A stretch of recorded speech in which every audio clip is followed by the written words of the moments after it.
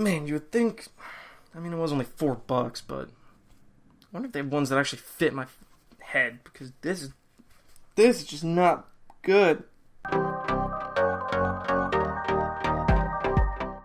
Hey guys, it's me, Reagan, and in case you can tell by the intro and the crappy $4 headband that I bought the day after Halloween, I'm going to be reviewing a Naruto movie. Which one?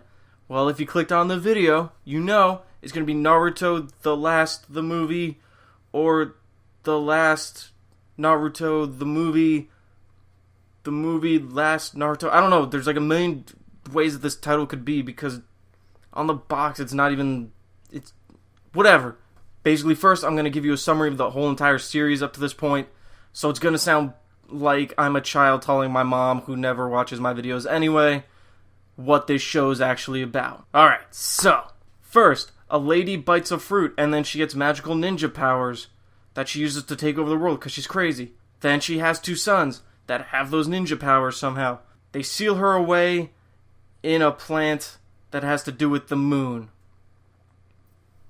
Then they take the source of her power, which is this 10-tailed beast, and split it into 9 beasts with 1 to 9 tails, depending on their power level. Then one son stays on the earth and creates the ninja world and gives everybody their ninja powers and everything.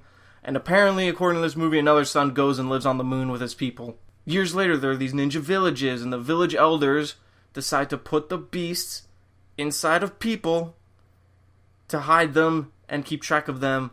And then it ends up giving the people that the beasts are trapped in super ultra ninja powers.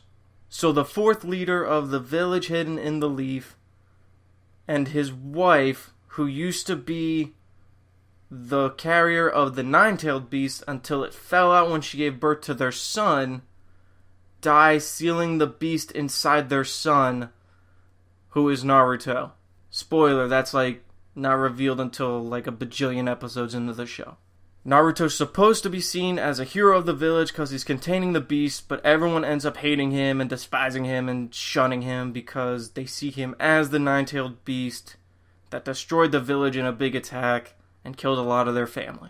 The series follows Naruto as he gains friends and proves to the village that he's a good guy, and then he eventually becomes the hero of the village after a bunch of battles, and then after a bunch more battles he becomes the hero of the entire world during the 4th Great Ninja War.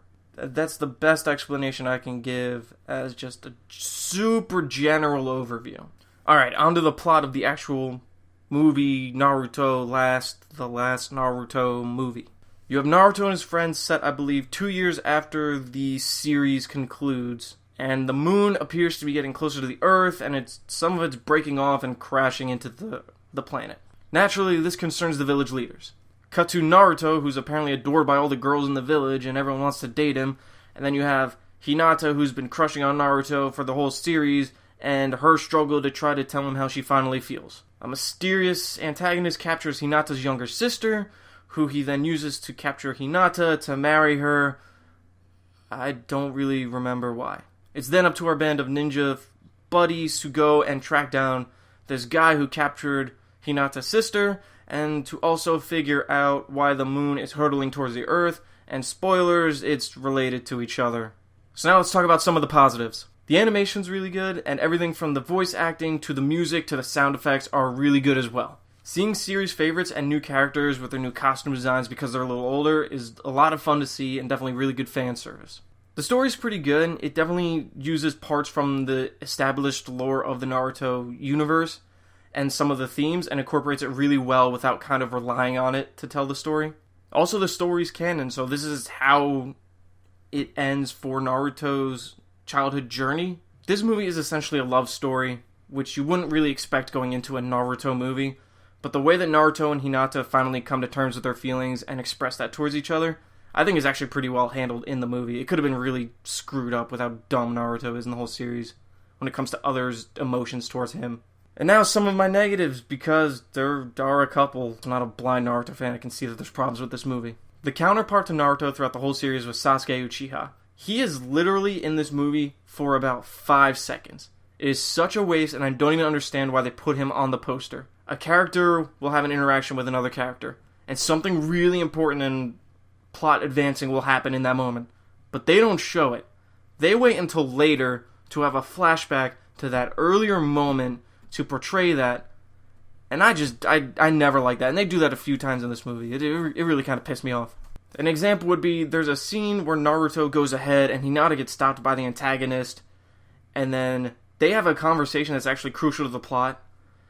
But they don't show that. They just show Naruto coming back and seeing Hinata and the guy talking.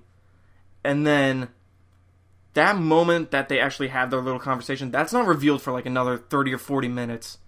When it could have just been done there and I would have been fine with it. I just want a straightforward story. I don't need all these little twists and turns like that. But that's just me. There's also a little too much emphasis on a few scenes from Naruto and Hinata's past where they show how it really plays out and then they show it from like different perspectives. And I feel like they could have just cut that down and just done a couple of those scenes. They didn't need to do it as many times as they did. My last negative is, at the end of the movie, they fight on the moon. So ninjas can breathe in space. There's no explanation for it. They just can breathe in space. Personally, as a fan, I really enjoyed the movie, especially since it's leading up into the next generation, which will be Naruto and Hinata's child, Boruto. He's the center of the next movie that will be coming out, and I don't know if they're going to do anything further with that. So yeah, ultimately, this movie gets 3 demon foxes out of 5. I'm going to put you in my tummy, like in the show. I really want to give this movie a 4 out of 5, but all the negatives that are in there really nag on me. And in good conscience, I can't really give it more than a 3. I mean, it's still a good time to watch, especially if you're a Naruto fan. I imagine if you're watching this, you're already a fan. You're not my mom coming and you're like, oh, I'm going to watch a cartoon movie. Let's put this one on, because if that's the case, you're going to be lost. I'm sorry. Even with my quick little series overview earlier. It's definitely worth a watch if you're a Naruto fan. You may enjoy it if you're a casual anime fan, but as far as the general audience, I mean, you're just not going to give a crap about this movie. Thanks for watching. Definitely go down, subscribe, leave a comment, let me know that I'm doing good, give me some feedback, all that good stuff.